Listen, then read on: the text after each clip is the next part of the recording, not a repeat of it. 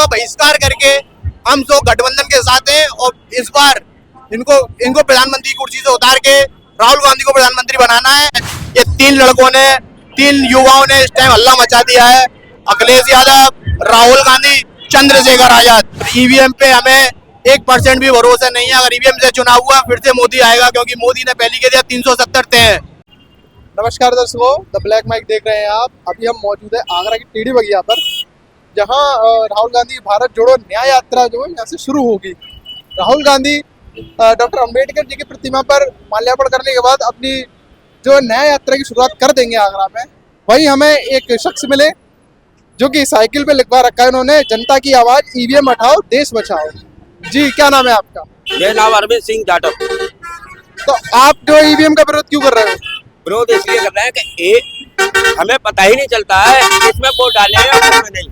इसलिए हमें black pepper से चुनाव होगा, जिससे मतलब उसे हम वोट डलेगा तो हमें पता तो चलेगा किस व्यक्ति को हमने वोट दिया है। बस। तो आपको क्या लगता है जो ईवीएम का उपयोग जो है, फायदा जो कौन सी पार्टी उठाती है? जो जिसके आधा वोट आती है, जो उसके वोट आते हैं ज्यादा, और कौन उठाता है वो जाने, लेकिन हम अपने ब्लैक पेपर से चुनाव कराना चाहते हैं। तो दिल्ली में लगातार ईवीएम के लिए प्रदर्शन चल रहा है, आप दिल्ली गए? दिल्ली नहीं गए हम, नहीं गए दिल्ली? फिरोजाबाद गए, फिरोजाबाद, आगरा नहीं चल रहे। दिल्ली में क्यों नहीं गए आप? दिल्ली में भी तो लगातार प्रदर्शन चल रहा है, सुप्रीम कोर्ट के वकील लगातार प्रदर्शन कर रहे हैं। हम हर जगह पर नहीं जा पाएंगे और नहीं जा पाएंगे। क्यों? क्या हम नहीं गए कर रहे।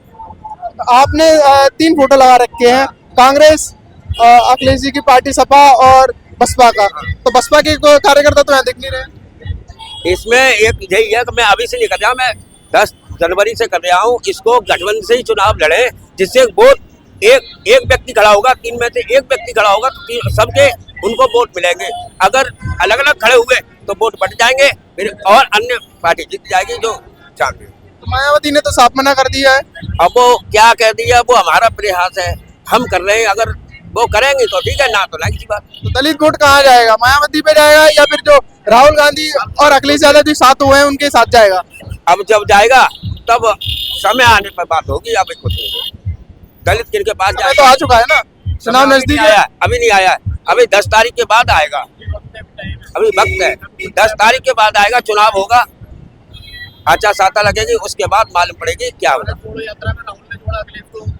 भारत जोड़ो यात्रा में राहुल ने जोड़ा अखिलेश को। अब टाइम है, अभी बहन जी भी आ सकती है, समय बहुत है। और इन चोरों के खिलाफ लड़ने के लिए सबको एक होना पड़ेगा। दलित मुस्लिम बैकवर्ड सबको एक होके 85% है, 85% एक साथ आ जाएंगे, 15% पता नहीं चलेंगे। और इन्होंने बहुत जुल्म किया है इस देश की जनता पर। अब वक्त आया जवाब देने का। और ईवीएम पे हमें 1% भी भरोसा नहीं है। अगर ईवीएम से चुनाव हुआ फिर से मोदी आएगा, क्योंकि मोदी ने पहली कह दिया 370 तय है। तो तय तो ईवीएम पे करते हैं लोग, क्योंकि जनता पे तय नहीं करते, इन्हें भरोसा नहीं है जनता पे। जनता उखाड़ने के लिए बैठी है। जैसे पेपर लीक हुआ है अभी उत्तर प्रदेश में, देखा आपने किस तरीके से पेपर लीक हुआ है। पेपर लीक होने के बाद पूरे 2 करोड़ युवा योगी से नाराज है, मोदी से नाराज है। और इन्होंने हर साल 2 करोड़ नौकरी देने का वादा किया था। 10 साल हो गए इस सरकार को, 20 करोड़ नौकरी की सरकार घोषणा तो हुई है, लेकिन इन्हें अभी तक कोई भी एक्शन नहीं लिया। युवा तैयार बैठा है इस बार बदलने के लिए। 2 लड़कों की जोड़ी आंधी मचा देगी इस बार, और हो सकता है बहन जी भी साथ में आ जाए। अगर ये गठबंधन ओपन नहीं है, अंदरूनी भी गठबंधन हो सकता है, और ये 2024 में नेस्तो नाबूद होंगे। 2024 में राहुल गांधी प्रधानमंत्री बनेंगे सबके साथ। तो पिछली बार भी तो राज्यसभा जो चुनाव हुआ था उत्तर प्रदेश में, तब भी तो साथ थे, तब क्या हुआ? तब क्यों नहीं जीते? ऐसा प्रयास अपना अपना होता है। अभी तक ईवीएम की आपने देखा होगा, अभी चंडीगढ़ वाला मेयर चुनाव हुआ, किस तरीके से पर्दाफाश हुआ है कि जीते हुए प्रत्याशी को इन्होंने हरा दिया। सिर्फ किस चक्कर में, अपने चुनाव आयोग अधिकारी खरीद हुआ था, इनका अपना अधिकारी था वो। ऐसे हाईकोर्ट में अगर लोकतंत्र की, अगर हमारे वोटों की गिनती अगर हाईकोर्ट में होने लगे तो समझो देश कितना खतरे में है। तो इसलिए हमें अपने वोट अगर ईवीएम में जाके अगर देके आते तो हमें भरोसा नहीं है कि हमारा वोट साइकिल को पड़ेगा या हाथी को पड़ेगा या कांग्रेस को पड़ेगा। वो तो कहते हैं वोट किसी का भी तो जाएगा भूल पे ही। तो इसलिए ईवीएम को बहिष्कार करके हम सब गठबंधन के साथ हैं और इस बार इनको प्रधानमंत्री कुर्सी से उतार के राहुल गांधी को प्रधानमंत्री बनाना है। और अखिलेश यादव के साथ यूपी से इसको अखिलेश यादव के साथ मजबूत करके राहुल गांधी प्रधानमंत्री बनेंगे और अखिलेश यादव मजबूत कड़ी का हिस्सा है। इस बार तो बोल रहे कि इस बार 400 पार होंगी सीटें। वो ईवीएम पे भरोसा है उन्हें। इस टाइम वो लोग बौखलाए हुए हैं। जब से अगर वो चंडीगढ़ वाला अगर वो ओपन नहीं होता मामला तो ये लोग तो 370 लेके चल रहे थे। इस टाइम ये उनके होश भागते हुए हैं, क्योंकि इन्हें मालूम है कि अगर ईवीएम नहीं हुई तो हम नहीं जीत पाएंगे। ठप्पे वाला चुनाव होगा तो तभी इन पे ठप्पा लगेगा और ये सरकार से बाहर आएंगे। तो राहुल गांधी जो है भारत जोड़ो न्याय यात्रा निकाल रहे हैं, ईवीएम बैन के ऊपर क्यों नहीं कुछ न्याय यात्रा निकाल रहे वो? ईवीएम ये भी तो करना चाहिए उन्हें। ईवीएम बैन के लिए किसान आंदोलन कर रहा है, हाईकोर्ट के वकील आंदोलन कर रहे हैं और हम लोग भी समर्थन कर रहे हैं, क्योंकि चुनाव नजदीक है, चुनाव प्रचार भी जरूरी है। ईवीएम का विरोध तो अब नहीं शुरू से करते हैं। जब भी अगर हमें देखा है कि सरकार, अगर मुझे मालूम है कि इस क्षेत्र से अगर मैं प्रत्याशी हूँ या कोई भी प्रत्याशी हो, उसे मालूम मेरे घर परिवार के 10 वोट है और मुझे एक वोट नहीं मिल रहा है तो मेरा वोट गया तो गया कहाँ? कहीं तो ईवीएम की चोरी है। इन्होंने पूरी सेटिंग कर रखी है। जब हम लोग यहाँ से बैठ के चंद्रयान का रिमोट कंट्रोल कर सकते हैं तो बगल में बैठी ईवीएम को क्यों हम कंट्रोल नहीं कर सकते? ये तब दिमाग की टेक्नोलॉजी का जमाना है, कुछ भी हो सकता है, सब कुछ मुमकिन है। जहाँ से ईवीएम शुरू हुई है वहीं ईवीएम तो चुनाव नहीं होते, बैलेट पेपर से होते हैं। और लेकिन यहाँ इस देश में ईवीएम से ही चुनाव हो रहे हैं इतने सालों से। ईवीएम जो है ईवीएम एक मशीन है, वो भटका रही है। हमें ईवीएम का विरोध करना चाहिए। ईवीएम विदेशों में भी अलाउड नहीं है, क्योंकि न मालूम है ईवीएम वो मशीन कंट्रोल है, रिमोट कंट्रोल है कि हम यहाँ से बैठेंगे और उसे कंट्रोल करते रहेंगे कि हमें क्या करना है। सेटिंग कर रखेंगे कि हमें 100% अगर वोट किसी के पक्ष में अगर 50% बढ़ता है तो उसे हमें कैसे रेशियो का गिराना है, कैसे अपना बढ़ाना है। तो चोरी बड़ी आसानी से, सावधानी के साथ ये लोग कर रहे हैं। इसलिए ईवीएम का बहिष्कार होना चाहिए। और आने वाले टाइम में राहुल गांधी की जरूरत है देश को, क्योंकि राहुल गांधी एक ऐसा नेता है जो सड़कों पे चल रहा है, गरीबों मजदूरों को गले लगा रहा है।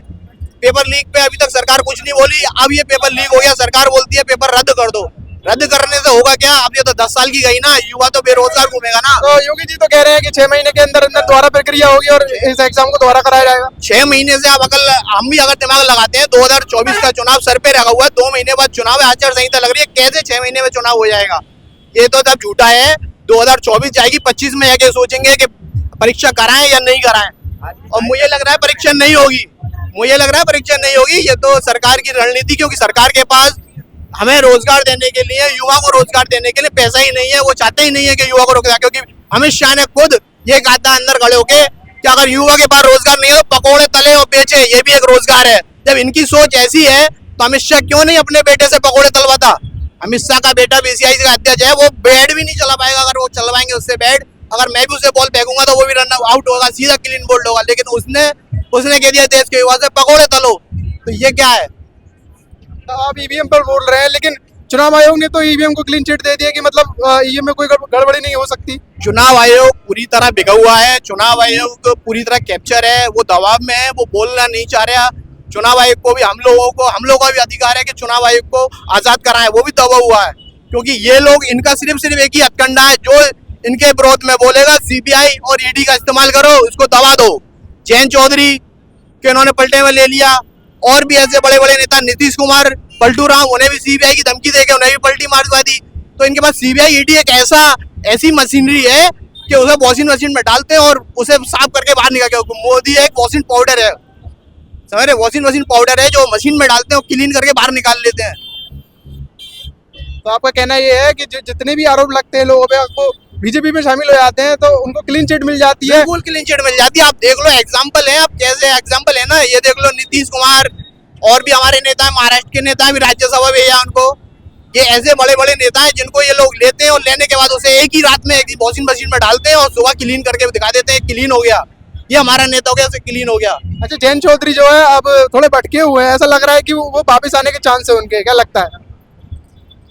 जयंत चौधरी का एक अपना व्यक्तिगत पर्सनल मैटर है, लेकिन जयंत चौधरी भटके हुए, उन्हें लग रहा है कि मैंने गलत फैसला लिया है और अब नहीं हो सकता, अभी टाइम बहुत है, वो फिर आए, वक्त मारे, क्योंकि उनका आपसी सीट को लेकर, बंटवारे को लेकर कुछ मतभेद थे, वो क्लियर हो जाएंगे तो वो फिर आएंगे। क्योंकि राहुल की जोड़ो यात्रा में जब अखिलेश ने राहुल के साथ जुड़ गए, 20 पे फैसला था, 17 सीट कांग्रेस को दे दी और बाकी 63 पे सपा लड़ेगी, और भी नगीना से हमारे चंद्रशेखर आजाद भी लड़ेंगे। लेकिन इनके खिलाफ सबको एक होकर लड़ना पड़ेगा, क्योंकि इनका अत्याचार बहुत हो रहा है इस टाइम, गरीबों, मजलूमों पे, बेरोजगारों पे, दलितों पे, मुस्लिमों पे। तो इनको उखाड़ के फेंकना, इनको उखाड़ने की रणनीति बनानी चाहिए और अंदरूनी बनानी चाहिए, इनको कैसे उखाड़ा जाए। और ईवीएम तो 100% बहिष्कार होना चाहिए ईवीएम का, क्योंकि ईवीएम अगर है तो मोदी है, ईवीएम नहीं है तो मोदी नहीं है। अच्छा, भीम आर्मी चीफ की आपने बात की, भीम आर्मी चीफ की आपने बात की, क्या लगता है दलित वोट जो है भीम आर्मी की तरफ, जो उनकी आजाद समाज पार्टी है उस तरफ जाएगा मायावती को छोड़ के, या फिर जो कोर वोटर है मायावती है वो उन्हीं के पास रहेगा? वोटर ये चाहता है कि हमारे हक की बात कौन कर रहा है, हमारे लिए जमीनों पे कौन आ रहा है, हमारे लिए रोड पे कौन आ रहा है। और इस टाइम जमीन पे और रोड पे आने वाला सिर्फ एक ही नेता है, वो है चंद्रशेखर आजाद। वो आ रहा है, अखिलेश यादव आ रहा है। ये तीन युवाओं ने इस टाइम हल्ला मचा दिया है। अखिलेश यादव, राहुल गांधी, चंद्रशेखर आजाद। युवाओं की जरूरत है, जिस ओर जवानी चलती है उस ओर जमाना चलता है। तो ये तीनों चल दिए जल्द से, और इनके साथ पूरे युवा समाज अपने इनके साथ है, पूरा नौजवान इनके साथ है। चलिए, बहुत बहुत धन्यवाद आपका।